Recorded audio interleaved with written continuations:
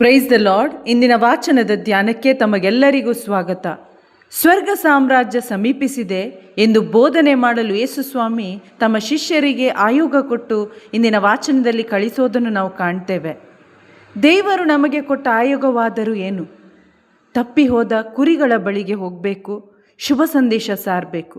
ಹೋಗಿರಿ ಜಗತ್ತಿನ ಕಟ್ಟ ಕಡೆಗೆ, ಸಕಲ ದೇಶಗಳ ಜನರನ್ನು ನನ್ನ ಶಿಷ್ಯರನ್ನಾಗಿ ಮಾಡಿರಿ. ಈ ಆಯೋಗ ಎಲ್ಲ ಕ್ರೈಸ್ತ ವಿಶ್ವಾಸಿಗಳಿಗೆ ದೇವರು ಕೊಟ್ಟಿದ್ದಾರೆ. ಪ್ರಿಯರೇ, ಯೇಸು ಕ್ರಿಸ್ತರಲ್ಲಿ ವಿಶ್ವಾಸ ಇಟ್ಟು ಹಿಂಬಾಲಿಸುವ ಪ್ರತಿಯೊಬ್ಬ ವಿಶ್ವಾಸಿಯ ಆಯೋಗ ಶುಭ ಸಂದೇಶ ಸಾರೋದಾಗಿದೆ, ಜೀವೋದ್ಧಾರ ತರುವ ಶುಭ ಸಂದೇಶವನ್ನು ಕೊಡೋದಾಗಿದೆ. ಇನ್ನು ಅನೇಕ ಸಭೆಗಳು, ಪ್ರಾರ್ಥನಾ ಕೂಟಗಳು, ಧ್ಯಾನ ಕೇಂದ್ರಗಳು ಬೇರೆ ಬೇರೆ ಭೌತಿಕ ಲೌಕಿಕ ಜೀವಿತದ ಸಂದೇಶವನ್ನು ಕೊಟ್ಟು ಜನರನ್ನು ದೇವರ ಬಳಿಗೆ ಕರೆತರ್ತಾ ಇಲ್ಲ. ಬದಲಾಗಿ ಈ ಲೋಕದಲ್ಲಿ ಹೇಗೆ ಸೆಟಲ್ ಮಾಡೋದು ಅಥವಾ ನಾಶನಕ್ಕೇ ಕೊಂಡೊಯ್ಯುತ್ತಾರೆಂದು ಹೇಳ್ಬೋದು. ಏಸು ಹೆಸರು ಹೇಳಿ ವಾಕ್ಯ ಬಳಸಿ ಇಂದು ಸಾರುವ ಸಂದೇಶ ಏನಾಗಿದೆ? ಒಬ್ಬನನ್ನು ಸ್ವರ್ಗ ಸಾಮ್ರಾಜ್ಯಕ್ಕೆ ಕೊಂಡೋಗ್ತಾ ಇದೆಯಾ ಅಥವಾ ನರಕಕ್ಕೆ ಕೊಂಡೊಯ್ತಾ ಇದೆಯಾ? ಪ್ರಿಯರೇ, ಈ ಲೋಕದ ಆಶೀರ್ವಾದ ಪಡೆದು ನಮ್ಮ ಇಚ್ಛೆ ದುರಿಚ್ಛೆಗಳನ್ನು ಪೂರೈಸಿ ನಾವು ಇಲ್ಲಿ ಚೆನ್ನಾಗಿರ್ಬೋದು, ಆದರೆ ನಿತ್ಯ ಜೀವ ಪಡೆಯಲು, ಅಮರ ಜೀವ ಪಡೆಯಲು, ಸ್ವರ್ಗೀಯ ಬಾಧ್ಯಸ್ಥಿಕೆ ಪಡೆಯಲು ಇದರಿಂದ ಸಾಧ್ಯವಿಲ್ಲ.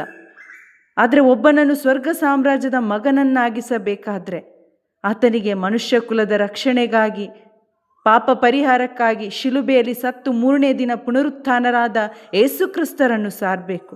ಆಗ ಅಲ್ಲಿ ಆ ವ್ಯಕ್ತಿಗೆ ದೇವರ ಪ್ರೀತಿ, ಕರುಣೆ, ಕೃಪೆ ಮನವರಿಕೆ ಆಗುತ್ತೆ. ಪಶ್ಚಾತ್ತಾಪಪಟ್ಟು ಆತ ಪಾಪಕ್ಕೆ ವಿಮುಖನಾಗ್ತಾನೆ, ದೇವರಿಗೆ ಅಭಿಮುಖನಾಗ್ತಾನೆ.